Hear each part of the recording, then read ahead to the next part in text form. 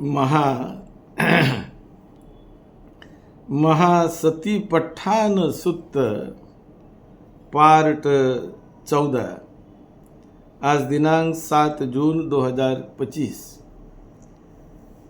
हमारे सभी दायक दायिकाएं, सभी भाई बहनों के लिए ये बताते हुए हमें हर्ष हो रहा है कि जीवन में तो दुख सभी के हैं, लेकिन उससे मुक्ति का कैसा रास्ता तथागत भगवान बुद्ध ने सही ढंग से कैसे समझा के बताया है, उसे हमें जानने समझने की जरूरत है, जिससे हर एक व्यक्ति अपने जीवन में आने वाले किसी भी प्रकार के दुख से वो मुक्त हो सकता है, दूर रह सकता है और अनंत आनंद और सुख शांति को जीवन में पाने का रास्ता तथागत बुद्ध ने बताया है। उसे हम पाली त्रिपिटक के दीघ निकाय ग्रंथ से हम उस ओरिजिनल डायलॉग को पढ़ रहे हैं, समझ रहे हैं कि दुख की तो बुद्ध ने व्याख्या की। कल 13वें पार्ट में आपने दुख पर सुना है, लेकिन केवल दुख दुख बुद्ध बताते तो इससे कोई भला नहीं होने वाला है।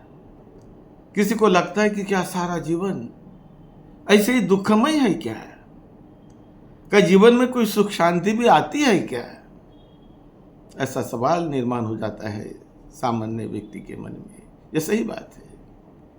तो बुद्ध ने केवल दुख ही नहीं बताया, दुख की व्याख्या उन्होंने किया और अंत में कहते हैं कि ये संकीर्तन पंचुपादान अखंडा दुख, यानी ये दुख की व्याख्या करते हुए बुद्ध बताते हैं कि ये पंच उपादान स्कंध से, पंच स्कंध से जो आसक्ति हो जाती है, जो लगाव चिपकाव गहरा अटैचमेंट हो जाता है, वो हमें दुखी बनाता है, व्याकुल बनाता है। इस पर भी बुद्ध ने बड़ा अच्छी तरह समझा के बताया है। तो ये पंचस्कंध को हमने बताया है, रूप स्कंध, वेदना स्कंध, संज्ञा स्कंध, विज्ञान स्कंध आदि पंचस्कंध। इसके साथ चित्त का, मन का लगाव चिपकाव होना, ये दुख निर्माण करता है।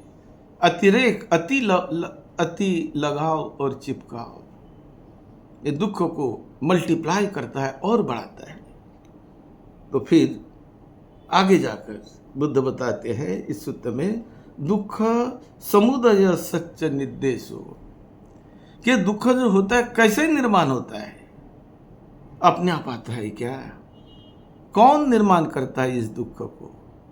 उसकी खोज में तथागत बुद्ध गए और जाकर उन्होंने कहा, कतमं च भिक्खवे दुख समुदयं अरिय सच्च। ये दुख का कारण क्या है, कैसे उदय होता है, कैसे इसका निर्माण होता है, इसकी क्या सच्चाई है? यायं तन्ना फोनो भविका नंदी राग सहगता तत्र तत्राभिनंदिनी सेयतिधं काम तन्ना भव तन्ना विभव तन्ना।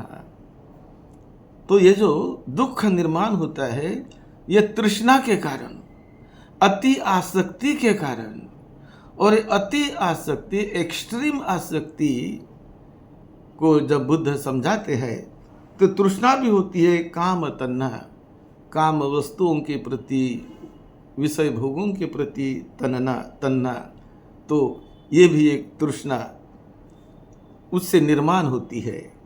फिर है भव तन्ना, भव यानी मेरा जीवन मुझे मिलता रहे, मैं बार बार जन्म लेता रहूं, ये भव तन्ना। और विभव तन्ना, तीसरी जो है विभव तन्ना। विभव यानी वो इस जीवन के प्रति एक बहुत निगेटिव विचार निर्माण कर लेते हैं कि अरे इतने दुख को मैं भोग रहा हूँ, इतना दुख मेरे जीवन में है, एक के बाद दूसरा, दूसरे के बाद दूसरा दुख आता है, तो क्यों मैं इस दुख को सहता रहूं? तो ऐसा सोचकर कुछ लोग विभव तन्ना में डूब जाते हैं। विभव कि मेरा भव ही न हो, इस प्रकार के तृष्णा में लगे रहते हैं कि किस प्रकार मैं इनसे मुक्त होकर, विभव तृष्णा ने वो तृष्णा में पड़ते हैं कि मेरा जन्म न हो, मैं इस दुख से निकल जाऊं। और कभी कभी तो कुछ लोग बड़ी एक्सट्रीम स्टेप लेकर अपने आप को ख़त्म करने का प्रयास करते हैं। वो भावनावश होकर, वो एक भाव है, मन का विचार होता है, वो भी बदलने वाला है, सब कुछ बदलने वाला है। कोई भी ऐसी चीज़ नहीं कि जो मन में निर्माण हुई है और बदलेंगी नहीं, ऐसी कोई चीज़ नहीं है। हर चीज़ जो निर्माण होती है वो बदलती है, परिवर्तित होती है, नष्ट हो जाती है और नए से निर्माण होती है। निर्माण होना, नष्ट होना, ये धम्म है, ये स्वभाव है उस वस्तु का या चीज़ों का। तो इसके बारे में तथागत बुद्ध कहते हैं कि साखोपने सा भिक्खवे तन्ना कथं उपजमाना उपजति कथं निविष्यमाना निविष्यति। ये जो तृष्णा भी निर्माण होती है, कहाँ निर्माण होती है, कहाँ वो वास्तव करती, कहाँ रहती है, कहाँ वो बढ़ती है। यंग लोके पिय रूपं सात रूपं यथे सा तन्ना उपजमाना उपजति यथ निविष्यमाना निविष्यति। ये जो तृष्णा निर्माण होती है ना हमारे जीवन में, हमारे मन में, तो कहाँ निर्माण होती है वो निर्माण होती है किसी इसी प्रिय, इसी शरीर में निर्माण होती है, इसी मन में निर्माण होती है कि जो उन्हें अच्छा लगा, प्रिय लगा, बहुत भाया मन को, बहुत सुख देने वाला ऐसा कोई वस्तु या कोई रूप मन को लगने लगा, तो उसके प्रति मन में तृष्णा निर्माण होती है जो अच्छी लगने वाली हो। और कौन से इसमें कैसी निर्माण होती है उसको भी तथागत बुद्ध ने बड़े अच्छी ढंग से समझाया। यंग किंच पिये रूपं सात रूपं चक्षु लोके पिये रूपं सात रूपं इत्थे सा तन्ना उपजमाना उपजति निविष्यमाना निविष्यति। को ये प्रिय वस्तु क्या है, कौन सी वस्तु के द्वारा हमारे मन में, हमारे जीवन में तृष्णा निर्माण होती है, वो कौन सी वस्तु है। तो बुद्ध बताते हैं कि ये जो हमारी चक्षु है, आँखें हैं, ये आँखों से जब हम बाहर की वस्तु को देखते हैं तो यदि ये वस्तु बड़ी सुंदर लगी, बहुत अच्छी लगी, बहुत मनमोहक लगी, तो झट से वस्तु को देखते बराबर मन में तृष्णा निर्माण हो जाती है कि अरे मुझे चाहिए, ये वस्तु मुझे मिलनी चाहिए, इसको मैंने पाना चाहिए, ये इसको मैंने खरीदना चाहिए, ये चाहिए, वो चाहिए। तो ये जब आँखों ने उस अच्छे चीज़ को देख लिया, अच्छे वस्तु को देख लिया, उन वस्तु के साथ आँखों का संपर्क हो गया, आँखों का कांटेक्ट हो गया उस वस्तु के साथ, तो वो वस्तु उन्हें अच्छी लगने लगती है, उसको पाने के लिए प्रयास करता है, मुझे चाहिए चाहिए चाहिए चाहिए। तो इस प्रकार ये चक्षु के द्वारा तृष्णा निर्माण होती है। चक्षु जब देखता है तो निर्माण होती है और उसके बाद अटैचमेंट बढ़ते जाता है। उसी प्रकार सोतंग लोके, यानी अपने कान से यदि हमने बड़ा मधुर शब्द, अच्छा शब्द सुन लिया, बड़ा प्यारा शब्द, बड़ा मधुर शब्द, तो मन में तृष्णा निर्माण होती है कान के सुनने के बाद कि अरे ये कितना मधुर शब्द है, कितना अच्छा शब्द है, कितना रसीला और कितना मंगलमय ये शब्द है। तो इसे देखकर उसके प्रति तृष्णा निर्माण हो जाती है, ये चाहिए चाहिए। उसी प्रकार घ्राणं लोके, यानी जब वो अपने नासिका से किसी सुगंध को जानता है, नासिका का स्पर्श गंध से, सुगंध से हो गया, तो उसे जानते बराबर, स्पर्श लेते बराबर उसको आनंद लगने लगता है कि ये कितना सुंदर, कितना सुंदर ये सुगंध है, ये सुगंध मुझे चाहिए, कितना अच्छा लगता है ये सुगंध को मैं जब लेता हूँ।